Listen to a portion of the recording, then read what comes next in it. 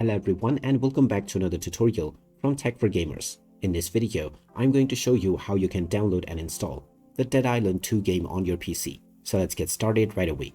First of all, open up the Steam application, and after you are logged in and taken into the store page, you can click on the search box and now type in Dead Island 2 to begin your search.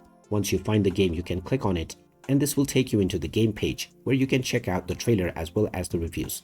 Scroll down and click on the Add to Cart button alongside your preferred bundle or edition. You can then click on View My Cart to continue towards your payment. Now you have the option to use your Steam Wallet balance or any one of the payment methods from the drop-down menu. After entering your credentials as well as your billing information, you can complete the transaction and the game will be added to your library.